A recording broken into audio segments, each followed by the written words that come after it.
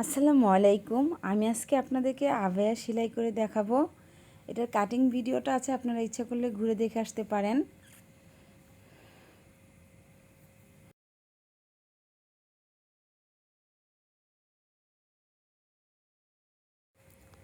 আমি গলা সেলাই করে নিয়েছি, এখন গলাটা আমি জয়েন করছি।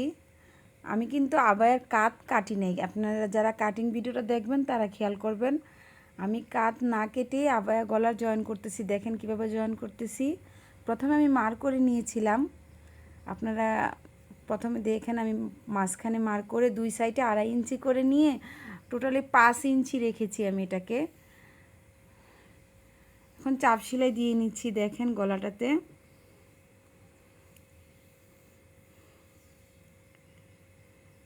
চাপ সেলাই দেওয়ার পরে দেখেন গলার ফিনিশিংটা কত সুন্দর হয়েছে। এখন আমি ফিতা আবায়াতে ফিতা তৈরি করব, তার জন্য ফিতা গড় তৈরি করে নিচ্ছি। দেখেন আমি বাউ পাট দিয়ে পট্টি দিয়েছি ফিতার, দেওয়ার পরে উল্টিয়ে নেব ফিতাটাকে আর কি।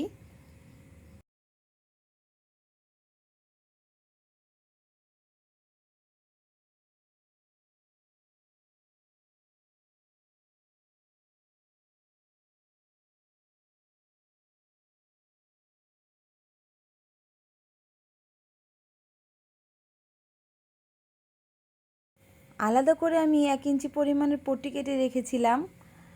এক থেকে আপনারা 1.5 ইঞ্চিও নিতে পারেন, যার যার ইচ্ছা। আমি একটু চিকন করে দেব, তার জন্য এটা হচ্ছে উল্টা সাইডে আমি পট্টিটা জয়েন করছি। দেখেন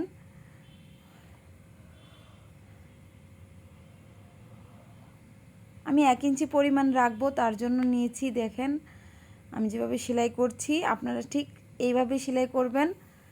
আবার সেলাই করা অনেক সহজ যদি আপনি সিস্টেমটা বুঝে ফেলেন।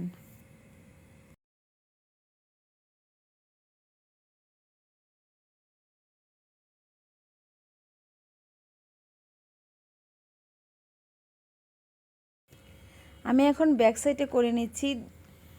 ব্যাক সাইডেও সেম আমি একই পট্টি নিয়েছি, একই মাপের জয়েন করে নিচ্ছি।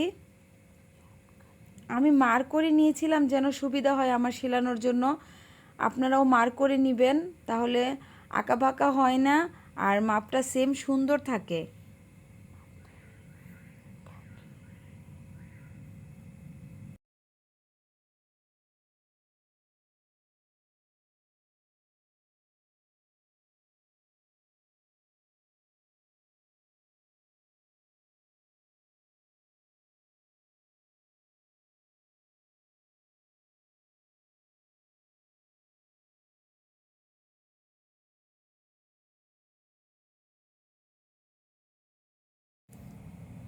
সাইডেও আমি মার্ক করে রেখেছিলাম, সাইডটা টান দিয়ে সেলাই করে নিয়েছি।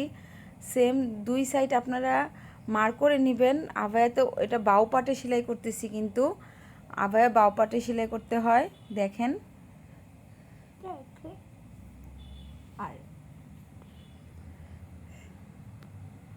এখন আমি এটাতে লেস জয়েন করব, তার জন্য লেসে আমি নিচ্ছি। দেখেন লেস উল্টা পাশ নিয়েছি আর কাপড়ে বাউ পাশে নিয়েছি, নিয়ে সেরে আমি লেসটা জয়েন করার পরে উল্টিয়ে দেব।